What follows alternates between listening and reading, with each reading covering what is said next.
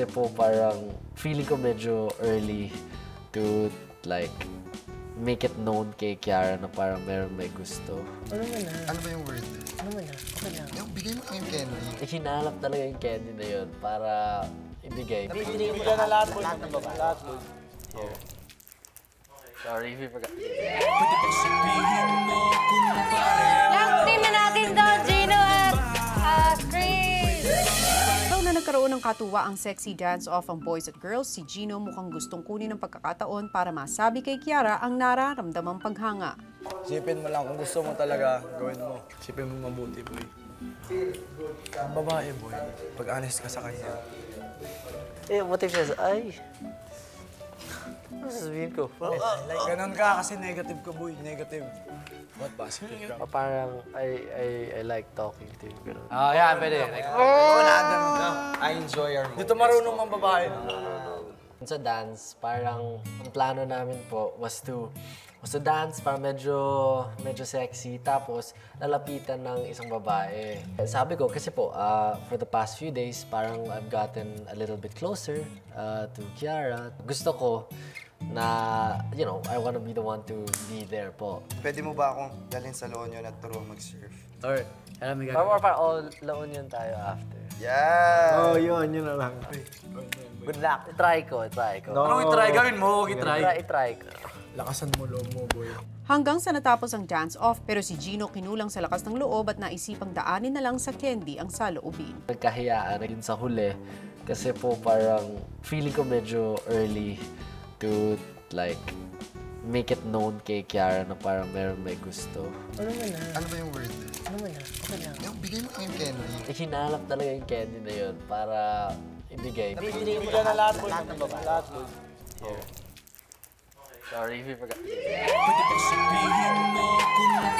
Lang team na natin daw, Gino at Chris! What happened to Mr. Oh, go na. Balik na doon. Si Lyra.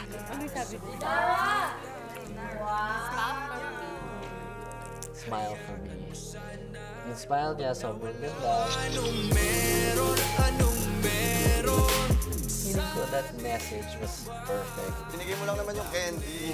Sa bagay, yun daw sa good life, parang sino wala pang ano. Oo. Good one. Maya-maya habang naghuhugas ng pinggan, si Gino kumukuha na naman ng tiyempo. Kailangan mo kayo ng tulong. Oo nga, yung systematic natin ginagawa. Kailangan mo yung mga ano. Sige, ako taga-punas ng iba. Ang housemates nagsimula ng asarin ng dalawa. Hindi ko kailangan linisin to kasi. Yan at saka Supply. at saka Gino pa rin naman. Oo, dapat. Wala kinikilig ako dun eh. Yung maghugas ka tapos nakasmile ka. Ang sarap pala mag-ugas. Oo ba, nag-ugas yung dalawa, labas tayo.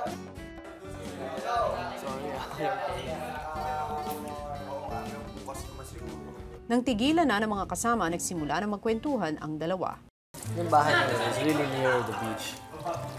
Tatawid ka lang. As in, katabi. So, katabi din yung restaurant. Oo, malapit lang. As in, walking Pag-isimula distance. lakarin mo lang siya. As in, walking distance.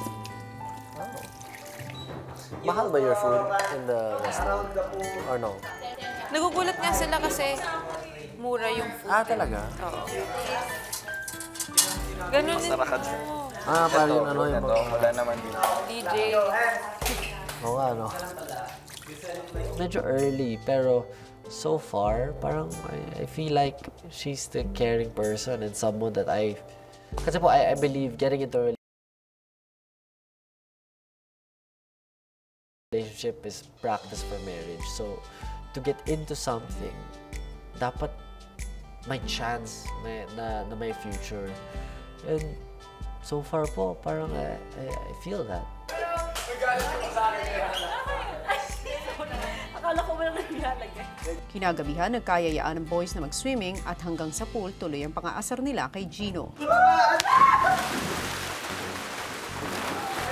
Boss Gino, ay maligo. Ayaw na niya maligo. Kasi ang sabi niya siya ay nalalamigan. Pero baka naman gusto lang Gino, maligo. Paano pa maligo? O baka wag na lang. Kasi nga baka umayak. Pero kailangan lakasan ng loob. Pakita mo ang iyong ngiti. para siya ay mapangiti. Tingnan mo si Kuya Gino ay nahihiya na. Oh my God. Tamang tingin, tamang tingin. Yeah. Lapitan kita. Lumalakas yung boses